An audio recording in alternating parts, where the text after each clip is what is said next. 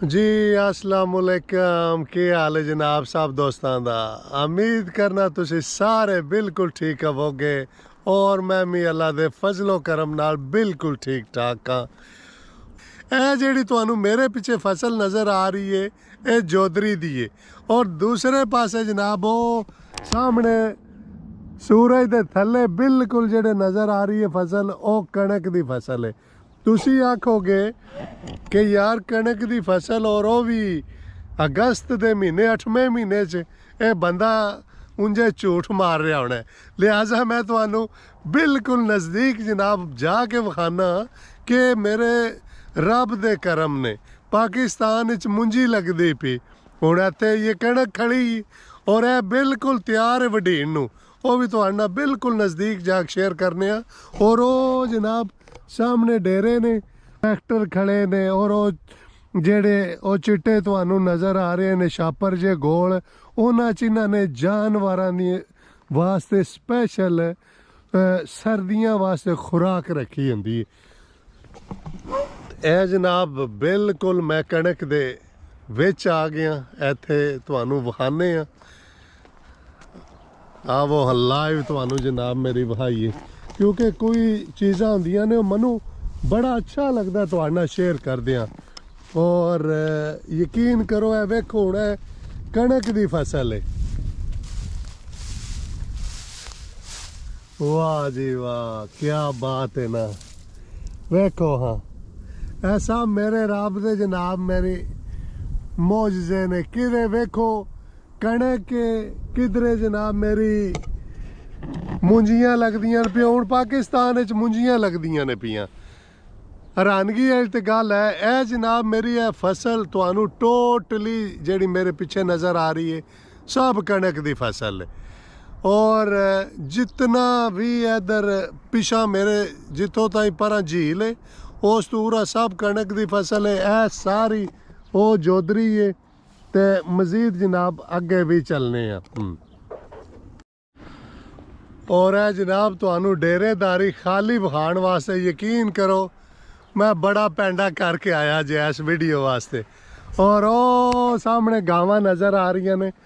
यकीन करो पैदल जा रहे हैं, कोई गड्डी कोई शै नहीं। और ना इत्थे मेरे को गड्डी खलवाण होंदी सी पार्क करन होंदी सी। मैं क्या यार आज चलना नाले वॉक करने नाले दोस्तां नाल कोई चीज़ां शेयर करने। और मैनू बड़ा अच्छा लगता है। सही गल है वेखो मेरे आले दुआले कितना प्यारा मंजर है। और यह चीज़ां बड़ियां घट जनाब लभदियां ने और दिल करदा तुहाडे नाल शेयर करन नूं। वेखो जनाब है दूसरी साइड कणक दी है।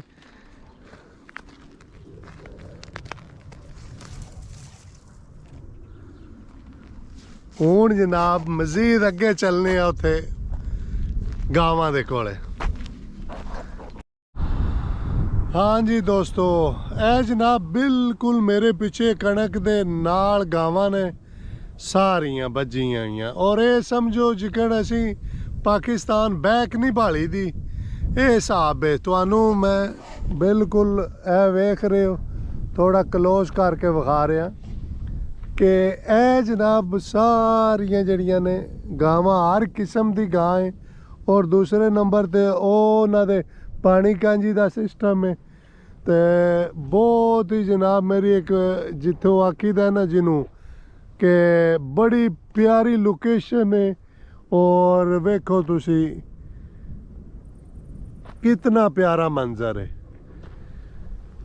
तो यह जी कणक की फसल है ये बिल्कुल तैयार है। ये बिल्कुल जनाब वड्डण वाली है बिल्कुल तैयार है। और ये भी मैं कोशिश करांगा क्योंकि इत्थे पाकिस्तान वाला हिसाब नहीं ना। इत्थे मशीन आंदी है ਉਹ जनाब फेर के नाल ही पिछे बनाई जाती है। वो वड्डे वड्डे गोले जे जनाब चिट्टे चिट्टे ते नाल ही सारा काम मुका के ते पता नहीं 2 घंटे जनाब त्रों चो फिर के ते निकल भी जाती है। तो लो दोस्तों दुआवां याद रखियो। तुसी वेख्या डेरेदारी गावां कणक और मैनू बड़ा अच्छा लगा तुहाडे नाल शेयर कीतिया। यकीन करो यह चीज़ां होंदियां ने ਜਿਹੜੀਆਂ हर मुल्क वखरियां होंदियां ने। और मैनू बड़ा अच्छा लगता है कि वेखो पाकिस्तान मुंजी लगती पिया ते कणक ही है उन्होंने कुतरनी है। तो बड़ी हैरानगी वाली गल है ना। तो दुआवां याद रखियो, इंशाल्लाह बहुत जल्द नवा वीडियो लैके तुहाडी खिदमत च हाज़र आवांगे। ओके जनाब, रब सोने दे वाल।